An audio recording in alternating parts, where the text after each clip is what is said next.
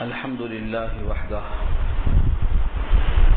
والصلاة والسلام على من لا نبي بعده أما بعد فأعوذ بالله من الشيطان الرجيم بسم الله الرحمن الرحيم أولم ير الذين كفروا أن السماوات والأرض كانتا رتقا ففتقناهما وجعلنا من الماء كل شيء حي أفلا يؤمنون إلى آخر الآية. صدق الله العلي العظيم وصدق رسوله النبي الكريم ونحن على ذلك من الشاهدين والشاكرين. اللهم ألهمنا رشدنا وأعذنا من شرور أنفسنا. اللهم وفقنا لما تحب وترضى من القول والفعل والنية. رب اشرح لي صدري ويسر لي أمري واحلل عقدة من لساني يفقهوا قولي. آمین یا رب العالمین. محترم حضرات، معزز سامعین، محترم خواتین، میری ماؤں اور بہنوں، ملی بھائیوں، پیارے بچوں، آج کی گفتگو کا عنوان ہے سورہ انبیاء 17واں پارہ، آیت نمبر 30 سے نیا رکوع شروع ہوتا ہے. پارے کا بھی تیسرا رکوع ہے اور سورت کا بھی تیسرا رکوع ہے. اوپر کی آیت میں یہ مضمون کہا گیا تھا جس کو ہم تعلق اور ربط کہتے ہیں کہ جو کہے گا ان میں سے کہ میں معبود ہوں اللہ کے علاوہ تو میں اس کو جہنم میں ڈال دوں گا. اور ایسا ہی ہم بدلہ دیا کرتے ہیں ظالمین کو. یہاں تک بات ختم ہوئی تھی. انہی ظالموں سے جو اللہ کے علاوہ کسی اور کو معبود قرار دیتے ہیں ان سے اللہ سوال کرتے ہیں کیا ان کو یہ نظر نہیں آتا کہ زمین اور آسمان دونوں پہلے بند تھے، اللہ نے دونوں کا منہ کھول دیا. جن جن کو یہ معبود سمجھتے ہیں ان میں سے کوئی ہے جو زمین کے منہ کو کھولنے والا ہے اور آسمان کے منہ کو کھولنے والا ہے.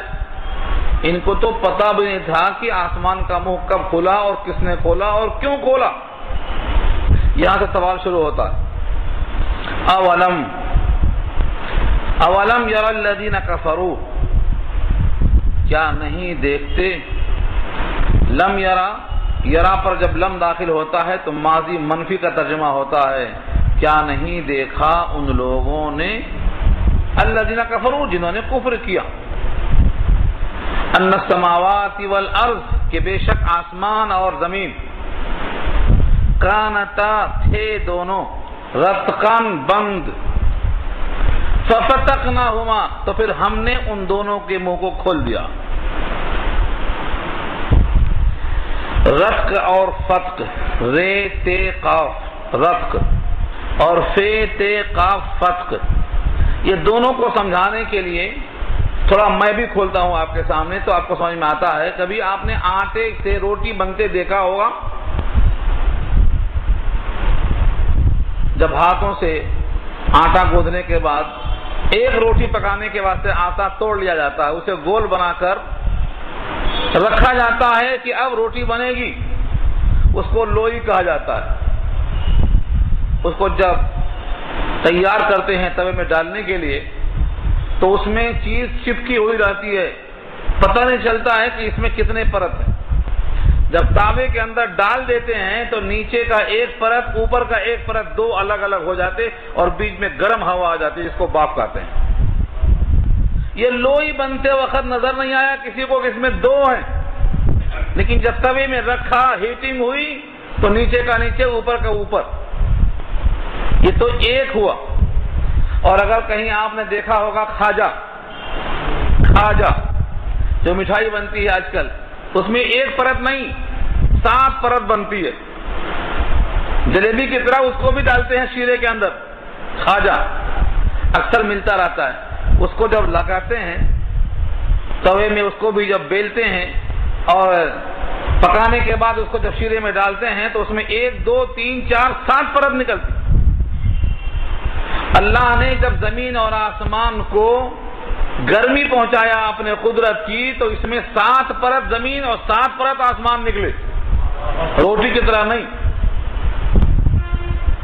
تو اس کو بغیر کسی پھلائے ہوئے جب رکھا تھا مادہ، تو پہلے زمین کا مادہ بنایا اللہ نے، اس کے بعد آسمان کو پیدا کیا، پھر آسمان پیدا کرنے کے بعد جو زمین کا مادہ رکھا ہوا تھا اس کو بچھایا، جسے قرآن کہتا ہے وَالْأَرْضَ بَعْدَ ذَلِكَ دَحَاهَا۔ یہ دہاہا کیا ہے؟ بچھایا۔ تو پہلے مادہ بنایا لیکن بچھایا نہیں، زمین کا مادہ بنانے کے بعد آسمان کو پیدا کرنے کے بعد پھر زمین کو بچھایا۔ زمین کو بچھانے کے بعد جب تک نہیں بچھایا تھا وہ رتخن ہے، اور جب بچھا دیا تو وہ فتخن ہو گیا۔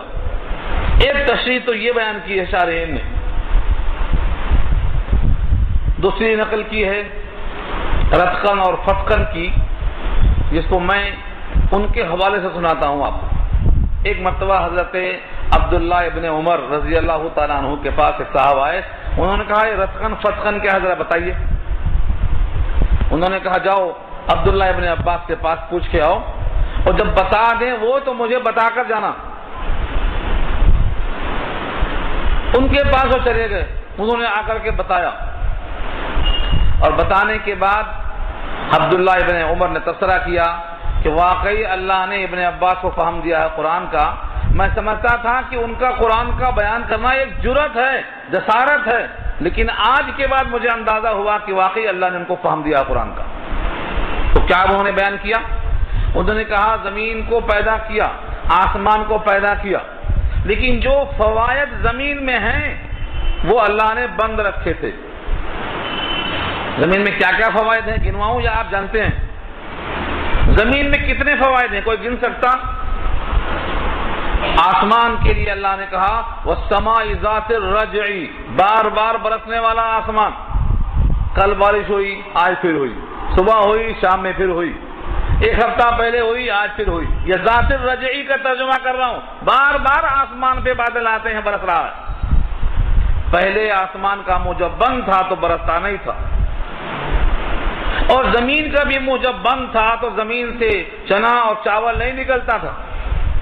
جب انسان کی حاجت بڑھی، آدم کو اللہ نے پیدا کیا، پہلے تو زمین کے اوپری حصے سے آدم کا پتلا بنایا، اور جب آدم کے پاس زمین پر ڈالا گیا جنت سے باہر نکال کر تو اب غذاؤں کی ضرورت پیش آئی، تو کہا لے گیہوں لگاؤ۔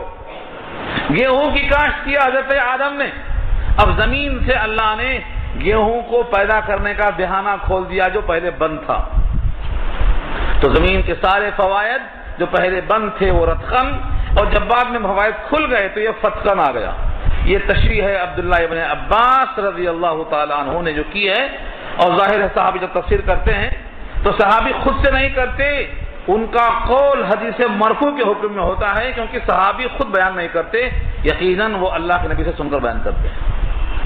تو آپ دیکھیے رتخن اور فتخن سے کیا استدلال کیا اللہ نے۔ جتنے لوگوں کو سجدہ کرتے ہیں ان میں سے ہے کوئی جو یہ جانتا بھی ہو کم سے کم کہ پہلے زمین کا بند تھا، بعد میں کھول دیا گیا؟ یہ بیچارے تو زمین والوں میں سے ہی معبود بنائے، آسمان تک تو بھی پہنچے ہی نہیں انتخاب کرنے کے لیے، تو آسمان کا بند ہونا انہیں کیا معلوم؟ یہ سوال کیا رب کریم نے۔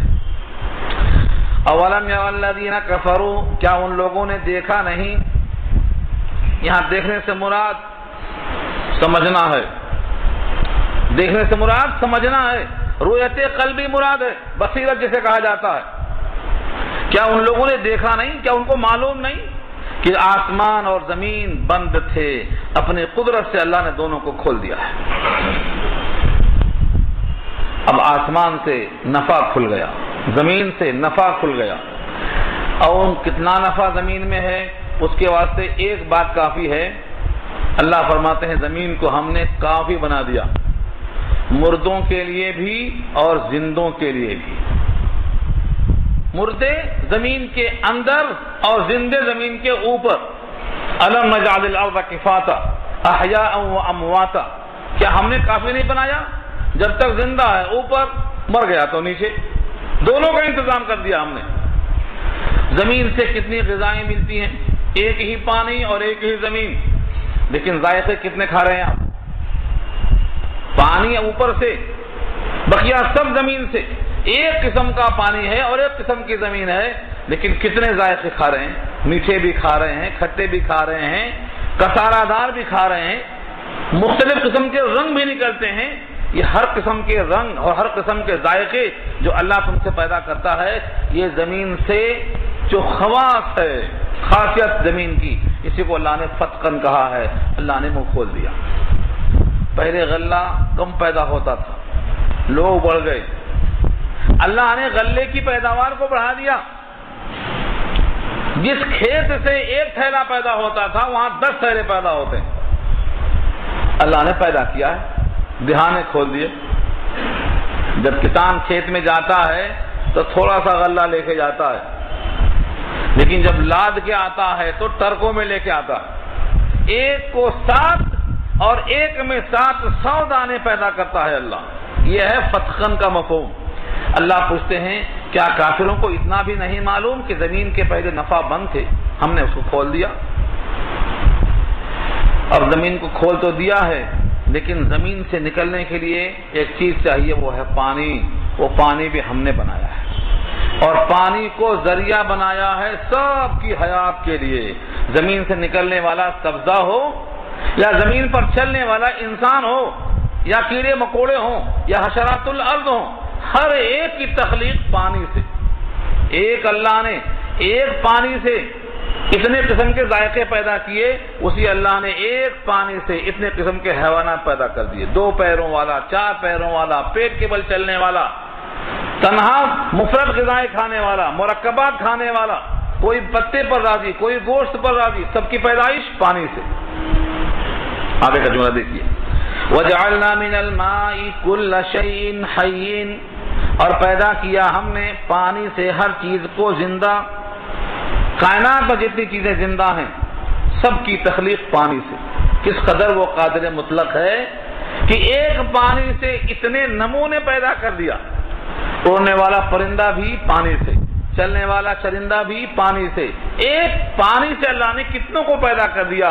اس قادر مطلق کے مقابل میں تم جن کی پرستش کرتے ہو انہوں نے کیا پیدا کیا؟ یہ ہے اصل استدلال کرنا. اس لیے آگے پوچھا اللہ نے، افلا یؤمنون، کیا وہ یقین نہیں کرتے؟ کیا وہ ایمان نہیں لاتے؟ افلا یؤمنون، کیا وہ اس ذات پر ایمان نہیں لاتے؟ سوال ہے. یہ ترجمہ ہوا، صرف اس آیت کا مفہوم سرسری ہوا. اب اس پر ایک روایت سناتا ہوں میں، حضرت ابو ہریرہ رضی اللہ تعالی عنہ کی. سن 7 ہجری میں وہ ایمان لائے اور نبی صلی اللہ علیہ وسلم کے ساتھ اس کے بعد سے رہے. کم عرصہ ملا ان کو، 7 ہجری سے 10 ہجری. لیکن اتنی زیادہ روایتیں کسی اور کی کیوں نہیں ملتی؟ کیونکہ جس وقت سے نبی کو ساتھ میں لیا پھر کبھی جدا نہیں ہوئے. نہ کھانے کے لیے گئے، نہ کھیتی کے لیے گئے، نہ کاروبار کے لیے گئے. صرف اپنے والدہ کے لیے ایک مرتبہ اس واسطے گئے کہ آ کر نبی سے دعا کرنے کی درخواست کی، اے اللہ کے نبی میری والدہ کے لیے دعا کر دو، ایمان کے لیے. میری والدہ کے لیے ایمان کی دعا کر دو. میری والدہ نے بڑی سختیاں کی ہیں میرے اوپر کہ نبی کے پاس نہ جانا. ان کے اندر بھی ایمان نہیں آیا. بڑی تلخی کے ساتھ انہوں نے غصہ کا اظہار کیا ہے، اور اب میں چاہتا ہوں کہ آپ دعا کر دو کہ اللہ ان کو ایمان دے دے. یہ واقعہ اس آیت سے متعلق نہیں ہے، مگر میں تعارف میں جا رہا ہوں ابو ہریرہ کے. ابو ہریرہ کے پاس علم کیوں آیا ذرا وہ بھی دیکھو. صرف 3 سال کی مدت میں اتنی حدیث کی کسی کی روایت نہیں ہے اتنی. کن حدیث ابو ہریرہ راشمار 5,754، 5,354 حدیثیں ہیں جو کسی کی نہیں ہیں. ہاں ابن عمر کی ہیں مگر وہ لکھتے تھے، اور ابو ہریرہ یاد کر لیتے تھے. سن کے صرف یاد ہی نہیں کرتے تھے، لکھا ہوا، اپنا لکھا ہوا حضرت عبداللہ ابن عمر کہتے تھے ابو ہریرہ ذرا سناؤ میں اپنا صحیح کر لیتا ہوں. لکھے ہوئے میں غلطی ہو جاتی لیکن سنے ہوئے یاد کیے ہوئے میں غلطی نہیں ہوتی. ایسا علم کہاں سے آیا؟ کتاب العلم میں بہت سی روایتیں ہیں مگر میں ادھر نہیں جاؤں گا، میں آپ کو یہی لاؤں گا. یہ ابو ہریرہ اپنی والدہ کے واسطے دعا کرتے ہیں. نبی صلی اللہ علیہ وسلم نے دعا کر دیا اللہم اہدی ام ابا ہریرہ، اے اللہ ابو ہریرہ کی والدہ کو ایمان دے دے، ہدایت دے دے۔ آج ہم بھی دعا کرواتے ہیں، بچہ بیمار ہے شفا کے واسطے دعا کرو، نوکری نہیں ہے نوکری کی دعا کرو، فلاں نہیں ہے فلاں کی دعا کرو، ایمان مانگو، ایمان کی دعا کرو آپس میں ایک دوسرے کے واسطے۔ حضرت ابو ہریرہ جیسے نبی کے ہاتھ اٹھے وہ اپنے گھر کی طرف بھاگے، راستے میں لوگوں نے روکنا چاہا، ارے ابو ہریرہ تم تو گھر نہیں، بازار نہیں، کاروبار نہیں، کھیتی نہیں، کہاں بھاگے بھاگے جا رہے ہو؟ پہلی بار بھاگتے دیکھا گیا ابو ہریرہ، کہاں جا رہے ہو؟ کہا میں دیکھنا چاہتا ہوں کہ پہلے میں پہنچتا ہوں یا اللہ کے نبی کی دعا کا اشارہ پہنچتا ہے۔ گھر جا کر پہنچتے ہیں، دروازہ بند ہے، پانی گرنے کی آواز آتی ہے، دستک دیتے ہیں، والدہ کا لہجہ بدلا ہوا تھا، دروازہ کھولتی ہیں تو نہا چکی تھی، کلمہ پڑھتے ہوئے سامنے آتی ہیں۔ یہ ایمان تھا ابو ہریرہ کا، جب ہاتھ اٹھتے ہیں نبی کے تو اللہ تعالیٰ ایسا قبول فرماتے ہیں، اس یقین کے ساتھ جا رہے ہیں۔ وہ ابو ہریرہ کہتے ہیں اللہ کے نبی سے، اے اللہ کے نبی بتائیے کہ اللہ نے تمام چیزوں کی پیدائش کس چیز سے کی ہے؟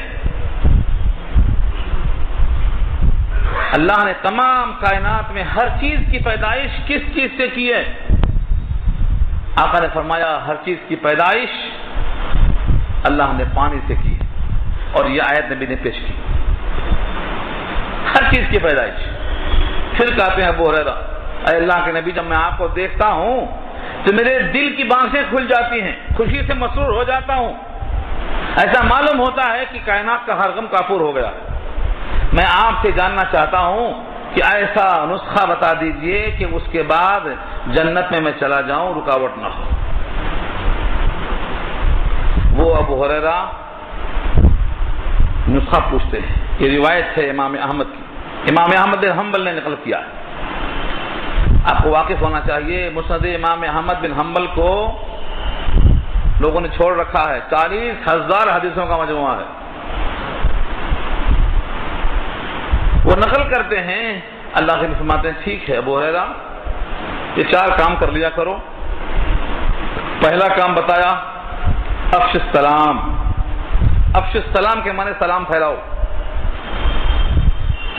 دوسری روایتوں میں ہے الا من عرفت ومن لم تعرف، پہچانتے ہو یا نہ پہچانتے ہو، پہچانتے ہو یا نہ پہچانتے ہو۔ آج ہمارا حال کیا ہو گیا ہے، یہ ہماری جماعت کا ہے تو سلام کریں گے ورنہ مکر جائیں گے، اس میں بھی وکیلی۔ حالانکہ نبی صلی اللہ علیہ وسلم کا ارشاد ہے جو سلام پھیلائے گا سلامتی میں رہے گا، اور سلام کو رواج دینے والا جو پہل کرتا ہے یہ سنت پہ عمل کرتا ہے، جو جواب دیتا ہے وہ واجب پہ عمل کرتا ہے، کیونکہ جواب دینا واجب، سلام کرنا سنت۔ شاید آپ کے علم میں نہ ہو کہ یہی ایک ایسی سنت ہے جس کا ثواب واجب سے بھی زیادہ ہے۔ سلام کا جواب دینا واجب ہے، اس کا ثواب کم ہے۔ سوال یہ ہے کہ آخر جواب جو بعد میں دینے والا ہے اس کا عمل تو واجب پہ ہو رہا ہے۔ فرمایا کہ وہ جواب دے رہا ہے لیکن یہ پہل کر رہا ہے سلامتی کی دعا دینے کے لیے، اس کا دل صاف ہے اپنے بھائی کی خیر خواہی میں کلمات خیر نکالنے میں، اس واسطے سنت پہ عمل کرتا ہے لیکن ثواب زیادہ ملے گا۔ تو پہلا حکم دیا نبی صلی اللہ علیہ وسلم نے افش السلام، سلام کو پھیلاؤ۔ نمبر 2 فرمایا اطعم الطعام، کھانا کھلاؤ، کھانا کھلاؤ۔ ہمارے پاس کھانا کھلانے کے لیے بولتے ہیں کہاں سے کھلائیں، 17 آئٹم تیار کرنے کے لیے بہت پیسے چاہیے۔ صحابہ 17 آئٹم کی فکر نہیں کرتے تھے۔ حضور پاک فرماتے ہیں اگر گھر میں بکری کا پیر پکا ہے تو 1 پیر اور شوربہ، 1 پیر سے مراد پورا پیر نہیں، کھر نیچے کا حصہ، اگر اتنا بھی تم دے سکتے ہو تو اپنے پڑوسی کے پاس پہنچاؤ۔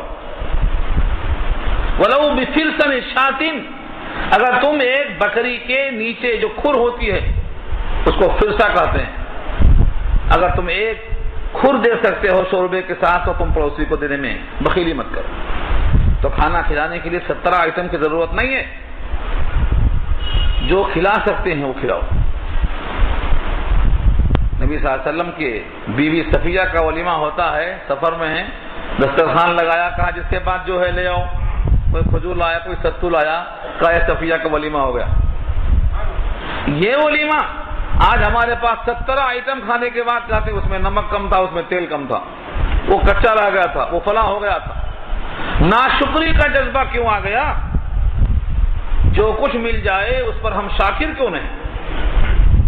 حضرت ابو ہریرہ کو حضور کا حکم ہے کھلاؤ جو بھی تمہیں میسر ہو۔ اور تیسرا حکم فرمایا صل الارحام، صلہ رحمی کرو۔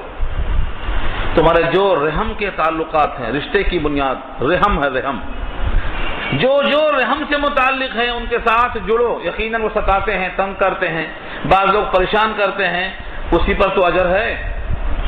آقا نے خود فرمایا جو تم سے پہلے سے جڑا ہوا ہے تم بھی جڑ گئے تو کیا کمال کر دیا۔ سل من قطعک واعف عمن ظلمک، جو تم پر ظلم کرتا ہے اس کو معاف کرو، جو تم سے کٹتا ہے تو مجھ سے جڑنے کی کوشش کرو۔ بہت بڑا صبر ہے کہ جو کٹتا ہے ہم اس سے جڑیں، انہیں اور پیچھے ہٹتا۔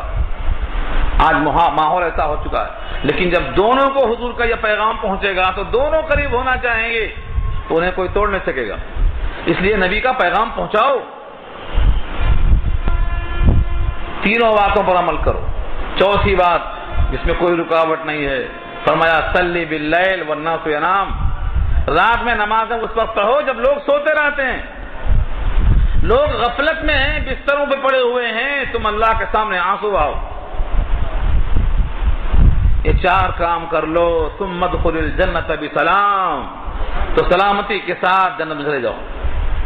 یہ نسخہ بتایا نبی صلی اللہ علیہ وسلم نے۔ اس میں سے یہاں ایک چیز عرض کرنا تھا، وہ یہ کہ ہر چیز کی تخلیق پانی سے ہوئی ہے، پانی سے تخلیق ہوئی ہے۔ جو انسان اپنی اس حقیقت کو سمجھ گیا کہ میں تو ایک پانی ہوں، مجھ کو اللہ نے اپنے کرم سے کریم بنا دیا، کرمنا بنی آدم کا خطاب دے دیا، وہ ہمیشہ اللہ کے احسان کو محسوس کرتا رہے گا تو شکر ادا کرنا اس کو آسان ہوگا۔ اسی واسطے کہا افلا یؤمنون، کیا وہ ایمان نہیں لائیں گے؟ اپنے پیدا کرنے والے کو، اپنے محسن کو، اپنے منعم کو، اپنے وجود دینے والے کو کیا وہ نہیں مانیں گے؟ کیا تمہارا وجود یوں ہی ہو گیا؟ تمہیں کسی نے پیدا ہی نہیں کیا؟ اللہ آگے فرماتے ہیں کہ دیکھو پیدا کرنے کے بعد تمہاری رہائش کا کیسا انتظام کیا۔ وجعلنا فی الارض رواسیا، وجعلنا فی الارض، اور بنایا ہم نے زمین میں رواسی، جمع ہے راسیتم کی بوجھ، جس کا نام پہاڑ ہے، پہاڑ کی شکل میں بوجھ بنایا، ایسا بوجھ بنایا کہ زمین کو ارتعاش اور کپکپی سے بچایا۔ کبھی کشتی میں بیٹھ کر دیکھ لو، کشتی ایک لمحہ بھی سکون سے نہیں رہتی ہے، بس حرکت ہوتی رہتی، پانی کی لہروں میں ہچکولے لیتی رہتی۔ یہ زمین پوری پانی پر ہے، کس کا مکان سکون سے ہوتا؟ کون سا مکین سکون سے رہتا؟ 1 منٹ کا زلزلہ آتا، 1 منٹ کا زلزلہ آتا تو پورا شہر ختم ہو جاتا۔ تو زمین کا سکون نہیں رہتا تو مکان بھی سکون سے نہیں رہتے اور مکین بھی سکون سے نہیں رہتے۔ اللہ نے سارے انسانوں کے سکون کے لیے زمین کو ساکن رکھنے کے لیے پہاڑوں کی میخ ٹھوک دیا ہے۔ زیادہ حصہ پانی ہے لیکن زمین سکون سے۔ آگے اس کی علت اللہ خود فرماتے ہیں ان تمید بہم، تمید بہم، مادہ یمیدو کے معنی مائل ہونا، ڈاما ڈول ہونا، اس لیے بوجھ رکھ دیا تاکہ بوجھ کی بنا پر زمین حرکت میں نہ آئے۔ لیکن اللہ اپنے قدرت کا مظاہرہ کبھی کبھی دکھا دیتے ہیں، 1 سیکنڈ کی حرکت، 2 سیکنڈ کی حرکت، کبھی حرکت جنگلوں میں آتی، کبھی حرکت پہاڑوں میں آتی، کبھی حرکت سمندروں میں آتی، کبھی آپ زلزلہ کہتے ہیں، کبھی سونامی کہتے ہیں، جو چاہے کہہ لو، قدرت تو اللہ کی ہے۔ اور آج بڑے بڑے دہریے بھی اس قدرت کا اعتراف کرنے پہ مجبور ہیں، ساری زمینی طاقتیں مجبور ہیں ماننے پر۔ وجعلنا فیہا فجاجا، اور بنایا ہم نے اس زمین میں کشادہ راستے، وجعلنا فیہا، اور بنایا ہم نے اس میں یعنی زمین میں فجاجا کشادہ، سبلن راستے، سبلن سبیل کی جمع ہے، سبیل مانے راستہ، اور فجاجن کے معنی کشادہ، کشادہ راستے بنائے. اگر یہ پہاڑ زمین پر ٹھوک دیے جائیں اور نیچے تک پہاڑوں کا اثر محسوس ہو تو دوسرے طرف آنا اور جانا ممکن نہیں ہوگا. لیکن اللہ نے ان پہاڑوں میں راستے بنائے، غار بنائے، سرنگ بنائے. زمین کے اندر چلنا پھرنا انسان کے واسطے آسان کر دیا. اللہ فرماتے ہیں لعلہم یہتدون، تاکہ وہ اپنی منزل تک پہنچ سکیں. یہتدون ہدایت سے ہے، جہاں جانا ہے صحیح جا سکیں. زمین میں راستے کشادہ نہ ہوتے تو لوگ اپنے مقام پر نہ پہنچ پاتے. یہ سب اللہ کی قدرت کا مشاہدہ کرو، اس کے بعد بھی لوگ یقین نہیں کرتے. وَجَعَلْنَا السَّمَاءَ سَقْفًا مَحْفُوظًا، اور بنایا ہم نے آسمان کو چھت محفوظ. وَجَعَلْنَا بنایا ہم نے السَّمَاءَ آسمان کو سَقْفًا چھت، جس طرح چھت ہوتی ہے گھر کے اوپر ایسے ہم نے آسمان کو زمین پر چھت بنا دیا. لیکن کیسی چھت؟ تمہاری بنائی ہوئی چھتیں تو گر جاتی ہیں. یہ چھت کیسی ہے؟ محفوظاً، محفوظ جیسا عربی میں ہے ویسا ہی اردو میں. محفوظ ہے گرنے سے، محفوظ ہے ٹپکنے سے، محفوظ ہے کسی قسم کی مرمت کرنے سے، محفوظ ہے کسی کے اوپر جا کر چڑھ کے اس میں دخل دینے سے. ہر قسم سے محفوظ ہے. شیاطین اوپر جاتے ہیں تو مار کے بھگائے جاتے ہیں. محفوظ مقام ہے. تو اللہ نے آسمان کو محفوظ بنایا، اتنا محفوظ کہ جس دن سے بنایا آج تک اس میں نہ کوئی گریسنگ ہے، نہ کوئی آئلنگ ہے، کوئی مرمت نہیں. بغیر عمد ترونہا فرمایا دوسرے مقام پر، بغیر ستون کے کھڑا کر دیا. کیا یہ قدرت لوگوں کو نظر نہیں آتی؟ اتنی تمام نشانیاں ہیں، ان میں سے کسی نشانی میں غور و فکر کر لیے ہوتے. اللہ فرماتے ہیں لیکن یہ گزر جاتے ہیں اعراض کرتے ہوئے، ان کی آنکھوں میں نشانیاں نہیں آتی. وہم اور وہ لوگ عن آیاتہا اس کی نشانیوں سے معرضون اعراض کیے ہوئے ہیں. آسمان کی نشانیاں، زمین کی نشانیاں، اللہ کی قدرت کی نشانیاں ان کو نظر نہیں آتی، وہ اعراض کر کے چلے جاتے ہیں. وَهُوَ الَّذِي خَلَقَ اللَّيْلَ وَالنَّهَارَ وَالشَّمْسَ وَالْقَمَرَ كُلٌّ فِي فَلَكٍ يَسْبَحُونَ، اور وہی ہے جس نے پیدا کیا ہے رات کو اور دن کو اور سورج کو اور چاند کو. رات کو پیدا کرنا، رات ایک کیفیت ہے، دن یہ بھی ایک کیفیت ہے.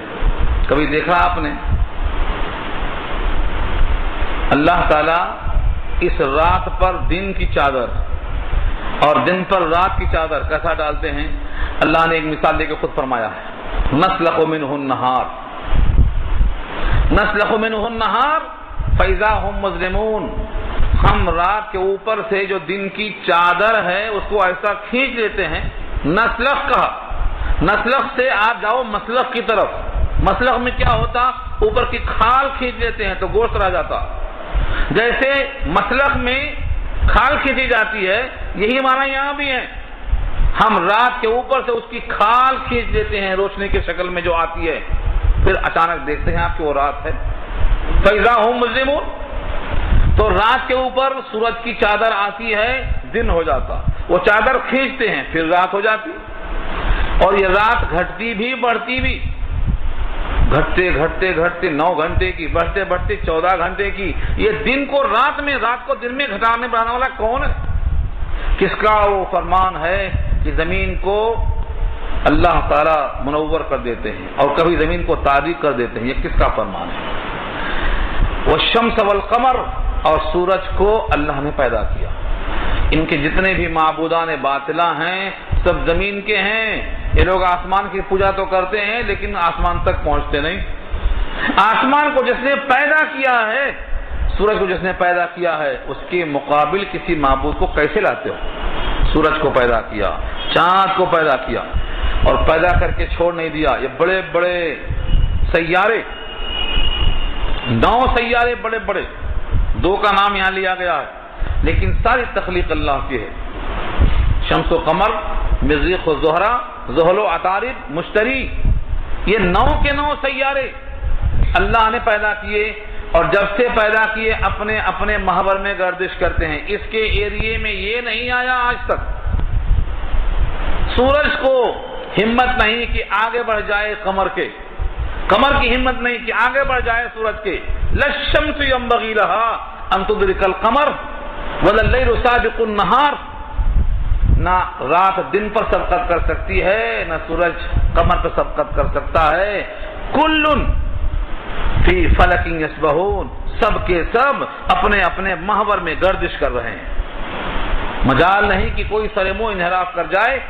جب سے آسمان زمین کو اللہ نے پیدا کیا ہے، ان کواکب کو پیدا کیا ہے، کبھی ان کی رفتار میں سر ایک بال کے برابر فرق نہیں آیا۔ کون ہے وہ قادر مطلق؟ فرمایا کلن، سب کے سب، فی فلکن، اپنے دائرے میں۔ فلک کے معنی آسمان کے نہیں ہے، یہاں پر فلک کے معنی کیا لیا ہے؟ دائرہ، محور، گردش کرنے کی جگہ۔ کبھی چرخہ دیکھا آپ نے؟ چرخے میں گول قسم کا چمڑا ہوتا ہے جس پر چرخی چلتی رہتی ہے مسلسل، یہ ہے فلک۔ اور یسبحون، سبحون سے لیا ہے، پانی میں تیرنے کو بولتے ہیں، پانی میں تیرنے کو کہتے ہیں سابحات، تیرنے والے۔ تو یسبحون کے معنی جس طرح پانی میں کوئی تیرتا ہے محسوس نہیں ہوتا، خاموشی کے ساتھ چلا جاتا ہے، یہ چاند، یہ سورج، یہ کواکب اپنے اپنے محور میں ایسا خاموش گردش کرتے رہتے ہیں۔ جو اللہ کے حکم کے پابند ہیں، اللہ سے انحراف نہیں کر سکتے۔ یہ سب اللہ کی قدرت ہے جو اللہ نے بتایا۔ کیا یہ کافر اس میں دیکھتے نہیں، غور و فکر نہیں کرتے؟ اب اس کے بعد ایک سوال کا جواب دیا ہے۔ کفار قریش نبی صلی اللہ علیہ وسلم پر دو باتوں کا طنز کرتے تھے۔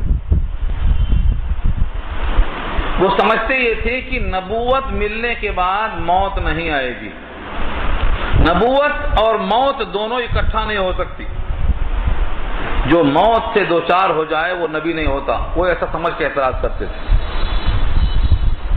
یہاں اس کا جواب دیا گیا ہے، وَمَا جَعَلْنَا لِبَشَرٍ مِّن قَبْلِكَ الْخُلْدَ، اور نہیں بنایا ہم نے کسی بشر کے لیے آپ سے پہلے خلد۔ خلد مانے خلود، ہمیشگی، جاویدگی، دوام، یہی رہ گیا ہو۔ کائنات میں ایسا کوئی نہیں ہے آپ سے پہلے کسی بشر کے لیے ہم نے خلد نہیں رکھا، دوام نہیں رکھا۔ یہ کس بات کا جواب ہے؟ جو کہا کرتے تھے کہ اگر کوئی نبی ہے تو اس کو موت نہیں آنا چاہیے، نبوت کو موت کے خلاف سمجھتے تھے، کہ اس کا جواب دیا ہے آدم سے لے کر اب تک کسی بشر کے لیے جب دوام نہیں ہے تو پھر آپ کے واسطے بھی دوام نہیں ہے، ہر ایک کو یہاں سے جانا ہے۔ کافر دوسری بات پر خوشیاں منایا کرتے تھے اور کہتے تھے کہ آپ کے پاس کوئی نرینہ اولاد نہیں ہے، آپ کے انتقال کے بعد اسلام کون پیش کرے گا؟ خوشیاں مناتے تھے، انتظار کرتے تھے آپ کی وفات کا۔ قرآن میں اس کا ذکر دوسرے مقام پہ کیا ہے، نتربص بہ ریب المنون، ہم گردش زمانہ کا آپ پہ انتظار کر رہے ہیں۔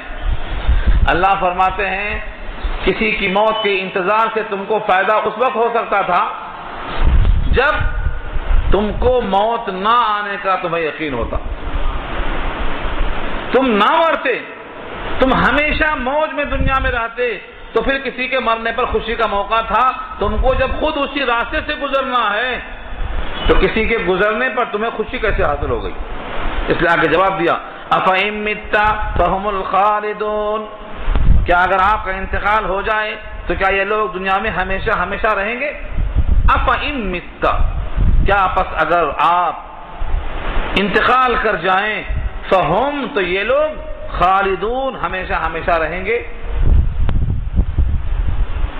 اگر ان کا سوال اس بنیاد پر تھا کہ نبوت بشریت کے خلاف ہے تو پہلا جملہ اس کا جواب ہے کہ ہم نے دنیا میں کسی کو دوام دیا ہی نہیں، حالانکہ بہت سے نبی آئے ان کو بھی دوام نہیں تھا، لہذا نبوت کو موت کی منافی سمجھنا یہ غلط۔ اور دوسرا جملہ بطور عناد اور ضد کے تھا، تو اس کا جواب یہ ہے کہ اگر آپ کی وفات پر تم خوشیاں مناتے ہو تو کون ہے جو ہمیشہ باقی رہے گا؟ ہر ایک کو گزرنا اسی راستے سے، اس لیے کسی کو خوشی منانے کا موقع نہیں ہے۔ اور اللہ نے اس کو اور واضح کر دیا، کل نفس ذائقۃ الموت، یہ پیغام سنا دیا اللہ نے۔ کل نفس، کل لفظ کل کو اچھی طرح سمجھ لو، کل کہتے ہیں جو ایک ایک فرد کا احاطہ کر رہے، کیسے فرد؟ نفسن، نفس بنا ہے تنفس سے، نفسن کے معنی آتے ہیں سانس لینا، اندر سے باہر، باہر سے اندر، تو جس میں نفس ہو اس کو متنفس کہتے ہیں۔ یہاں پر جتنے سانس لینے والے ہیں کل کے کل یہاں پر موت کا ذائقہ چکھنے والے ہیں، اس میں سے کوئی بچے گا نہیں۔ ہم کیا رہیں گے جب نہ رسول خدا رہے؟ ایک مصرع ہے یہ، ہم کیا رہیں گے جب نہ رسول خدا رہے؟ اس کائنات میں سید الانبیاء کو بھی اللہ نے دوام نہیں رکھا، تو پھر کائنات کا ہر فرد سمجھ لے کہ ہمیں یہاں ہمیشہ نہیں رہنا، ہمیں گزرنا ہے یہاں سے۔ یہی اعلان یہاں ہے، کل نفس، ہر نفس ذائقۃ الموت، موت کا مزہ چکھے گا، کوئی شک بھی ہو۔ انسان کے لیے موت ایسا ہے کہ اللہ تعالیٰ نے پیدائش کے پہلے ہی موت لکھ دیا ہے، لکھ دیا ہے، ماں کے پیٹ میں ہی لکھ دیا ہے 4 چیزوں کو۔ اس میں سے ایک عمر ہے، عمر، ایک رزق ہے، اور ایک یہ شقی ہوگا یا بدبخت ہوگا۔ اس کی مدت حیات کتنا ہے، کتنی سانس لے گا، یہ لکھ دیا۔ اس کے بعد بھی لوگ موت سے بچنا چاہتے ہیں لیکن بچ نہیں سکتے، وہ تو آ کے رہے گی۔ ہاں بچنا ہے جہنم سے، بچنے کی کوشش کرنے کا نسخہ قرآن ہے، نبی کی سنت ہے، صحابہ کا عمل ہے، آپ ان کو اپنا کر جہنم سے بچ سکتے ہو، لیکن موت سے کوئی بچے گا نہیں۔ دنیا میں جتنے انسان ہیں سب کے واسطے ایک شعر ہے، رہ کے دنیا میں زیبا نہیں غفلت، ہاں رہ کے دنیا میں بشر کو نہیں زیبا غفلت، موت کا دھیان بھی لازم ہے کہ ہر آن رہے۔ جب بشر آتا ہے دنیا میں تو کہتی ہے قضا، میں بھی پیچھے چلی آتی ہوں، ذرا دھیان رہے، ساتھ لگا دیا اللہ نے۔ اس کے باوجود بڑی غفلت ہے، اللہ نے یہاں پیغام دیا ہے ہر ایک کو چکھنا ہے موت کا ذائقہ، اس لیے کسی کے مرنے پر کسی کو خوشی منانے کا موقع نہیں ہے۔ وَنَبْلُوكُمْ بِالشَّرِّ وَالْخَيْرِ فِتْنَةً، اور ہم تم کو جانچیں گے۔ نبلوکم، بلا یبلو، برون مانے جانچنا۔ جیسے سونا جب ہاتھ میں آتا ہے جوہری کے تو وہ گھس کے دیکھتا ہے، نہیں سمجھ میں تو پگھلا کے دیکھتا ہے کتنا ملا ہوا۔ اللہ فرماتے ہیں ہم تم کو بھی جانچتے، تم ہمارے ہو یا کسی غیر کے ہو، ہم کو اپنا مانتے ہو یا کسی اور کو مانتے ہو، ہم تم کو جانچیں گے۔ اور جانچنے کے 2 ہی راستے ہیں، بالشر والخیر، شر کے ذریعے، خیر کے ذریعے، 2 طرح اللہ جانچتے ہیں۔ وَنَبْلُوكُمْ بِالشَّرِّ وَالْخَيْرِ فِتْنَةً، فتنہ آزمائش کو بولتے ہیں، ہم جانچیں گے خیر اور شر کے ذریعے سے، اچھی بری حالتوں کے ذریعے سے۔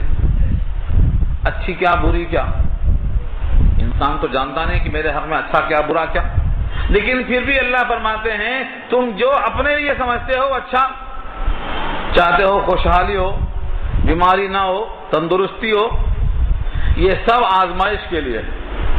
تمہارے جو خلاف پڑتا ہے، بیماری تم چاہتے نہیں، تنگی تم چاہتے نہیں، مصیبت تم چاہتے نہیں، یہ بھی تمہارے واسطے آزمائش ہے۔ یہ مت سمجھو کہ خوشحالی آئی تو ہم راحت میں سرور میں، نہیں، یہ بھی آزمائش۔ بلکہ حضرت عمر کا فرمان ہے، وہ فرماتے تھے جب اللہ نے ہم کو آزمائش میں ڈالا، مصیبتوں میں ڈالا تو ہم کامیاب نکلے، ہم صبر کر گئے، لیکن جب خوشحالی میں ڈالا تو ہم صبر نہ کر سکے، فلم نصبر، ہم صبر نہ کر سکے۔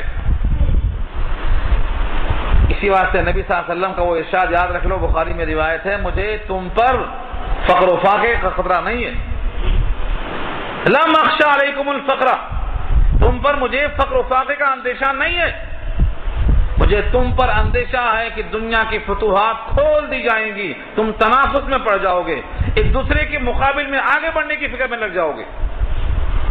حالانکہ تنافس کی جگہ وہ نہیں، وفی ذلک فلیتنافس المتنافسون، مقابلہ کرنا ہے تو یہاں آؤ، جنت کے حاصل کرنے میں، جہنم سے بچنے میں، اللہ کو راضی کرنے میں، قرآن کریم کو پڑھنے پڑھانے عمل کرنے لوگوں تک پہنچانے میں، یہاں کرو مقابلہ، تمہاری توانائی کا مرکز یہ ہے۔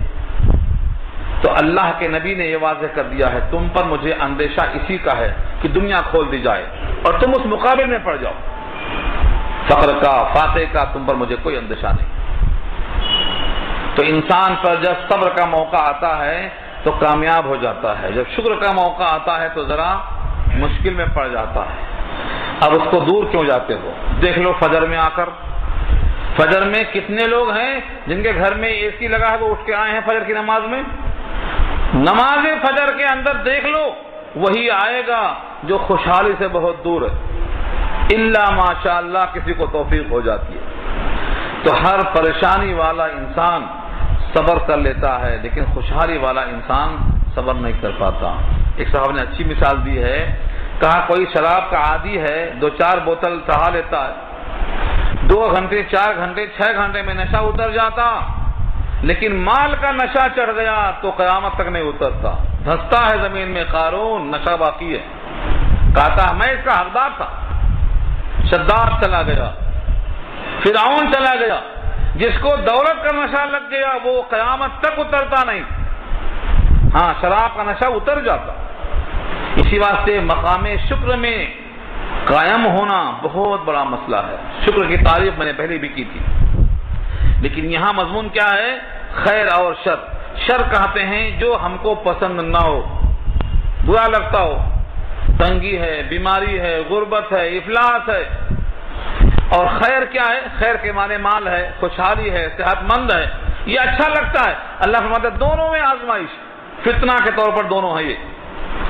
اور سنو نتیجہ یہ ہے کہ سب کو لوٹ کے ہمارے ہی پاس آنا ہے، وَإِلَيْنَا يُرْجَعُونَ وَإِلَيْنَا تُرْجَعُونَ، اور تم بھی ہمارے پاس آؤ گے اور وہ بھی ہمارے پاس آئیں گے۔ ترجعون یرجعون، ترجعون تم ہمارے ہی پاس آؤ گے، اور یرجعون وہ بھی ہمارے ہی پاس آئیں گے، دونوں ہمارے پاس آئیں گے۔ ایک رات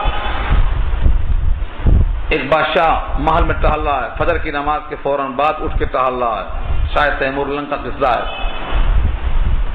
نیچے بھٹیار خانہ ہے، سردی سے بچنے کے لیے کوئی اس میں گھس گیا، گرم گرم راکھ ہے وہاں رات گزار لیا۔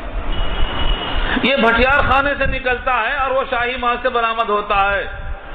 کسی نے کہا شب تیمور رفت شب لمدور رفت، اس کی بھی گزر گئی اس کی بھی گزر گئی، اس کی محل میں گزری، اس کی راکھ کے ڈھیر میں گزری، لیکن رات دونوں کی گزر گئی۔ لیکن اب جہاں جانا ہے وہ اللہ کے پاس پہنچ کر حساب دینا ہے، یہ ہے وَإِلَيْنَا تُرْجَعُونَ، آنا ہمارے پاس ہے، تم کیسی گزارتے ہو گزر لو، لیکن لوٹ کے ہمارے ہی پاس تم کو آنا ہے اور اپنے کیے کا یہاں تم کو انعام اور جائزہ ملنا ہے۔ سید الانبیاء محمد مصطفیٰ صلی اللہ علیہ وسلم سے اللہ مخاطب ہو کے فرماتے ہیں وَإِذَا رَآكَ، اور جب آپ کو دیکھتے ہیں، کون لوگ ہیں؟ الذین کفروا، جنہوں نے کفر کیا ہے، کافر لوگ۔ ظاہر یہ ہے کہ اس کے مخاطب اول مخاطب کفار قریش، جب اے نبی وہ لوگ آپ کو دیکھتے ہیں، ان یتخذونک الا ہزوا، وہ نہیں بناتے ہیں مگر مذاق، مذاق کرتے ہیں۔ کس سے مذاق ہو رہا ہے؟ سید الانبیاء سے۔ کس کے لیے؟ اللہ کے لیے، اللہ کے لیے سید الانبیاء کا مذاق کر رہے ہیں۔ کون؟ کافر لوگ۔ افسوس تو یہ ہے کہ ان کو یہ بات سمجھ میں نہیں آتی کہ وہ مذاق کس بات کا کر رہے ہیں۔ اللہ نے یہ نہیں کہا دیا کہ مطلق مذاق کر دیں، نقل کر دیا یہاں۔ کیا کہتے ہیں وہ؟ اَهَذَا الَّذِي يَذْكُرُ آلِهَتَكُمْ، کیا یہی ہے وہ شخص جو تمہارے بتوں کا تذکرہ کرتا ہے برائی کے ساتھ؟ اَهَذَا الَّذِي، مانے کیا؟ هَذَا الَّذِي، یہ ہے وہ شخص، يَذْكُرُ جو تذکرہ کرتا، چرچا کرتا ہے، آلِهَتَكُمْ تمہارے معبودوں کا۔ بین یہی انداز ہے ابراہیم سے بھی کہا تھا، کیا ابراہیم تم ہمارے بتوں کو برا بھلا کہتے ہو؟ سمعنا فتن، ہم نے سنا ہے ایک نوجوان کو کہ وہ بتوں کی مذمت کرتا ہے، یقال لہ ابراہیم، اس کا نام ابراہیم کہا جاتا ہے، ابراہیم کے بارے میں بھی یہی تھا۔ بھائی ہم بتوں کی مذمت کرتے ہیں یہ نہیں ہوتا، لیکن جب ایک اللہ کو حاکم مانتے ہیں تو جو حاکم نہیں ہیں ان کی حکومت پانی میں ڈوب جاتی ہے، انہیں غصہ آتا، یہ ہے اصل مذمت۔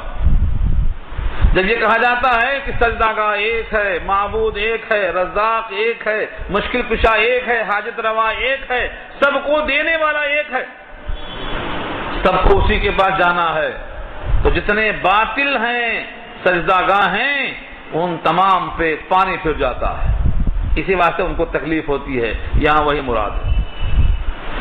نبی صلی اللہ علیہ وسلم نے کہا قولوا لا الہ الا اللہ، کہہ دو ایک اللہ کے سوا کوئی معبود نہیں، تفلحو، کامیاب ہو جاؤ گے۔ یہ ایک جملہ تھا نبی کا، اور وہاں کیا تھا 360 خدا رکھے تھے، 365 خدا رکھے تھے، خانہ کعبہ کے اندر ہیں، باہر ہیں، دائیں ہیں، بائیں ہیں، صفا پہ ہیں، مروہ پہ ہیں، ہر جگہ بت رکھے ہوئے تھے، اور آپ کا اعلان کیا تھا؟ لا الہ الا اللہ کہو، اللہ کے سوا کوئی معبود نہیں، قولوا لا الہ الا اللہ۔ تو ایک معبود کا تذکرہ کرنے سے بقیہ تمام معبودان باطلہ پر پانی پھر جاتا تھا، یہ یہاں مراد ہے۔ اللہ فرماتے ہیں کہ نبی جب ان کے بتوں کے کمزوری کو بیان کرتا ہے تو کافر غصے میں آپے سے باہر ہو گئے، اور خود کیا کر رہے ہیں؟ وَهُمْ بِذِكْرِ الرَّحْمَنِ هُمْ كَافِرُونَ، اور وہ لوگ رحمان کی یاد سے خود انکار کر رہے ہیں۔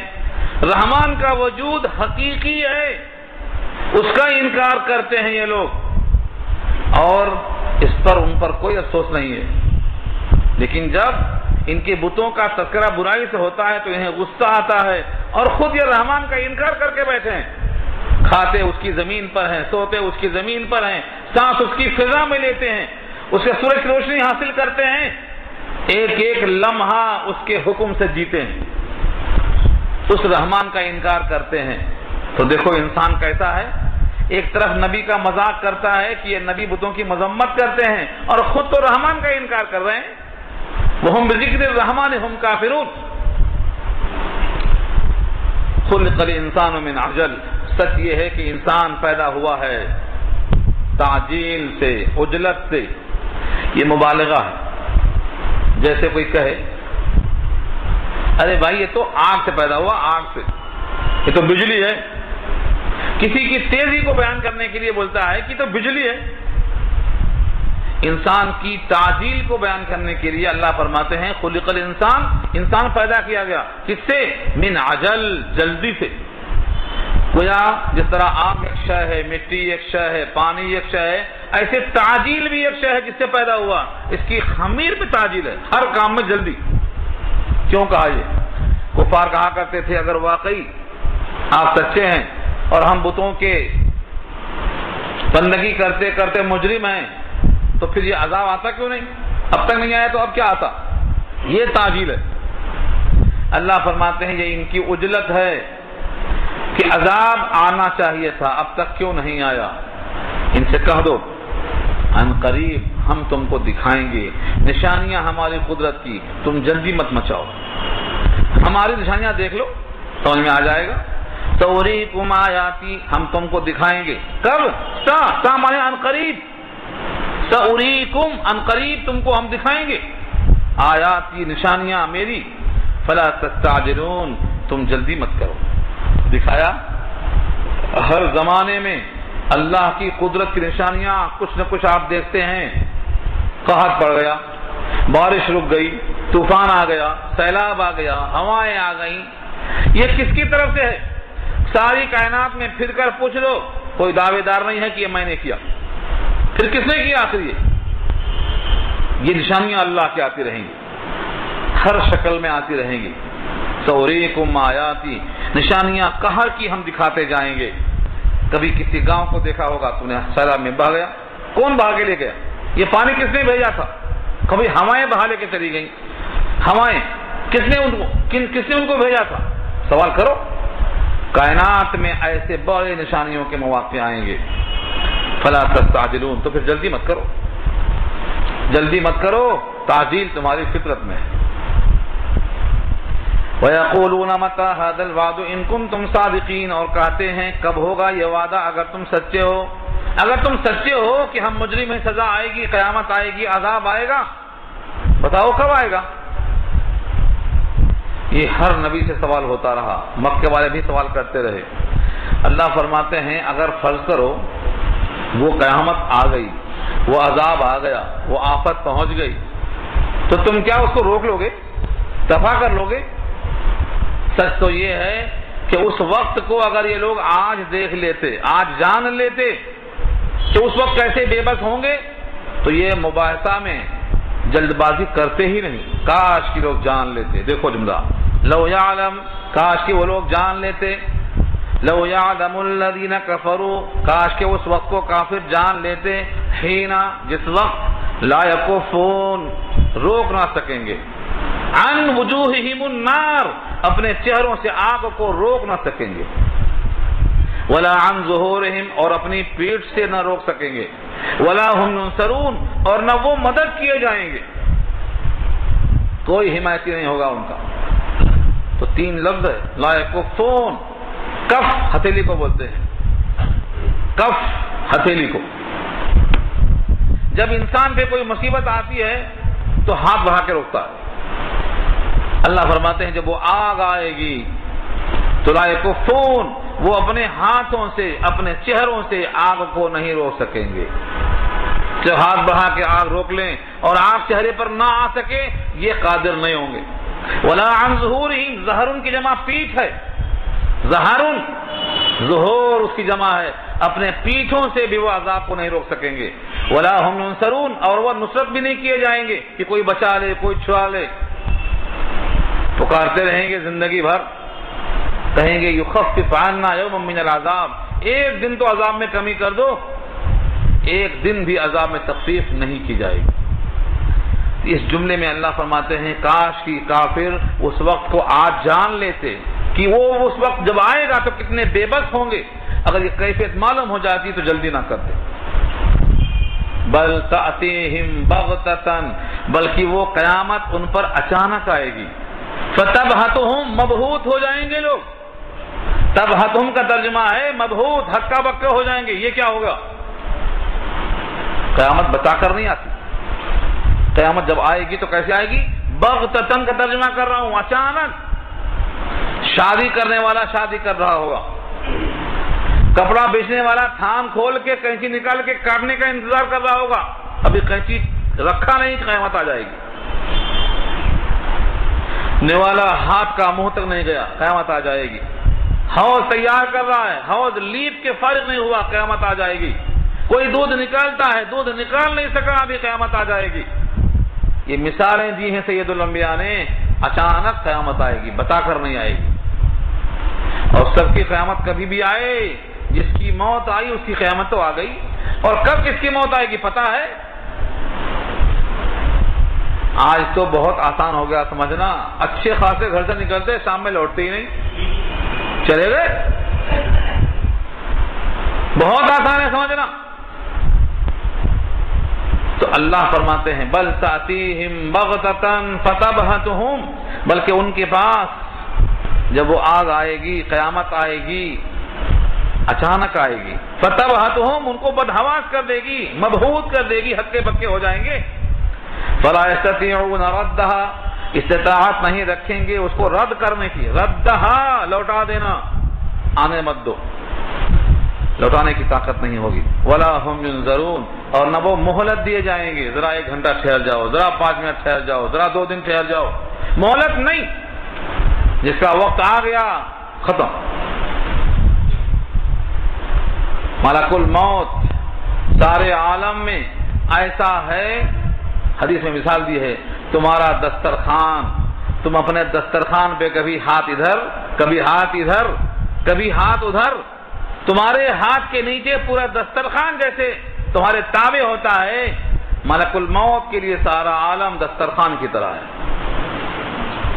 ہر گھر میں وہ آتی ہے، روزانہ آتی ہے، لیکن وقت نہیں ہوا ہے تو چھوڑ کے چلی جاتی ہے۔ تم جیسے دسترخوان سے لقمہ اٹھا لیتے ہو تمہاری پسند سے، ایسے جس کا وقت آتا ہے وہ چھوڑے گے نہیں۔ یہ ہے ولا ہم ینظرون، مہلت نہیں دیے جائیں گے، مہلت نہیں ملے گی۔ وَلَقَدِ اسْتُهْزِئَ بِرُسُلٍ مِّن قَبْلِكَ فَحَاقَ بِالَّذِينَ سَخِرُوا مِنْهُم مَّا كَانُوا بِهِ يَسْتَهْزِئُونَ۔ یہاں پر سید الانبیاء کو تسلی کے لیے اللہ نے فرمایا آپ سے پہلے بہت سارے رسول مذاق کیے گئے، وَلَقَدْ اور البتہ تحقیق، استہزیہ مذاق کیے گئے، معافی مجہول ہے، دیکھیے مذاق کیے گئے، برسول رسولوں سے، من قبل کا آپ سے پہلے رسولوں سے مذاق کیا گیا، کتنے؟ آپ سے پہلے بہت سے رسولوں سے مذاق کیا گیا، لیکن اللہ نے مذاق کرنے والوں کو چھوڑا نہیں، کیا فرمایا؟ فحاق گھیر لیا، بالذین سخروا منہم عذاب نے انہی کو گھیر لیا جنہوں نے ٹھٹھا کیا تھا اس میں سے، ما کانوا بہ یستہزئون، جس کے ساتھ وہ استہزاء کرتے تھے اللہ نے اسی کو ذریعہ عذاب بنا دیا۔ قوم لوط کے پاس فرشتے بچے کی شکل میں گئے تھے کیونکہ وہ بچوں سے ہم جنسی کرتے تھے، تو اللہ نے وہاں کس کو بھیجا؟ بچوں ہی کو بھیج دیا، تھے فرشتے لیکن بچہ بن کر گئے۔ حضرت لوط پریشان ہو گئے کہ میرے مہمان کیسے تحفظ کرو ان کا؟ فرشتوں نے کہا گھبراؤ مت، یہ ہمارے قریب تو آنے دو، ہمارے قریب تو آنے دو۔ ہاتھ پھیر دیا، اندھے ہو گئے۔ تو جس کے ساتھ آئے تھے تمسخر کرنے، دل لگی کرنے، عیاشی کرنے، اللہ نے ان کے اشاروں کو ان کی آنکھوں کا اندھا بنا دیا۔ اللہ تو قادر مطلق ہے۔ کشتی نوح کا مذاق اڑایا، نوح سے پوچھا کشتی کب چلاؤ گے، پانی کہاں ہے؟ اس کشتی کا مذاق اڑایا، اللہ نے اس کشتی میں بیٹھ کر ان پر ہنسنے کا موقع دیا۔ کافر ڈوب رہے ہیں، بچے وہی جو آج کشتی میں ہیں۔ تو آپ پورے عالم کے معجزات پر غور کر کے دیکھو، جن جن کا لوگوں نے مذاق اڑایا اللہ نے اسی مذاق کے عذاب کو ان پر ڈال دیا۔ اللہ اس پر قادر ہے۔ مثالیں آپ دیکھ لو، قصص الانبیاء پڑھو، انبیاء کے قصے پڑھو، معلوم ہوتا کہ اللہ تعالیٰ نے ان کے اوپر کیسے کیسے عذاب کو مسلط کیا ہے۔ یہاں کفار قریش کو کہا گیا ہے کہ تم جس چیز کا مذاق اڑاؤ گے تم پر اللہ تعالیٰ اس کو نافذ کر دیں گے۔ جب غزوہ بدر ہوئی تو لوگوں نے کیا سمجھا تھا؟ یہ بیچارے کمزور، تعداد بھی کم، اسلحہ بھی نہیں، کھانا نہیں، بھوکے پیاسے، کپڑے نہیں، زرہیں نہیں، گھوڑے نہیں، یہ اپنے آپ کو مارنے آئے ہیں، کھپانے آئے ہیں۔ مذاق کر رہے تھے، مگر کیا کیا اللہ نے؟ جن کا وہ مذاق کر رہے تھے انہی کو ان پر ایسا مسلط کیا کہ عذاب بنا دیا ان کی زندگی کو۔ 70 سورما مارے گئے، 70 قید کے، یہ گمان تھا ان کا؟ گمان نہیں تھا، وہ تو اکڑ کے آئے تھے کہ نام و نشان مٹا دیں گے۔ تو اللہ تعالی جب چاہتا ہے اپنی قدرت کا مظاہرہ کرتا ہے، اسی لیے تسلی دی گئی ہے، اے اللہ کے نبی آپ سے پہلے بہت سے پیغمبر گزرے ہیں، ان کے ساتھ مذاق کیا گیا ہے، لیکن جو مذاق کرنے والے ان میں سے ہیں انہی کو تمسخر نے گھیر لیا۔ جس کا وہ مذاق کیا کرتے تھے اللہ نے اسی کو ان کے اوپر عذاب بنا کر مسلط کر دیا۔ اس لیے ہمیشہ اس بات کا لحاظ رہے، کفار قریش ہوں یا کوئی بھی ہوں، آج کل بہت سے لوگ ہیں جو اسلام میں چھوٹی چھوٹی باتوں کو مذاق اڑاتے۔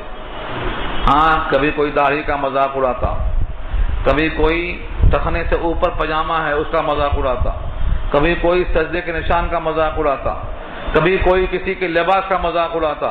اگر وہ شریعت کے مطابق چلتا ہے اور کوئی اس کا مذاق اڑاتا ہے تو اس بندے کا مذاق نہیں ہے، جس کی شریعت پر وہ چلتا ہے، جس کی سنت پہ وہ عمل کرتا ہے، یہ ان کا مذاق ہے اور یہ اللہ کو برداشت نہیں ہو سکتا۔ اس لیے ہمیشہ یاد رکھو کہ اپنے آپ کو بچا کر لے کے چلنا ہے۔ اللہ فرماتے ہیں اگر تم کو اوپر کی باتوں کا انکار ہے تو بتا دو تمہارا نگہبان اور کون ہے، بتا دو تمہارا نگہبان کون ہے۔ اب یہاں سے نیا رکو شروع ہوتا ہے، انشاءاللہ یہ مضمون آئندہ آپ سنیں گے۔ دعا کر لیجیے۔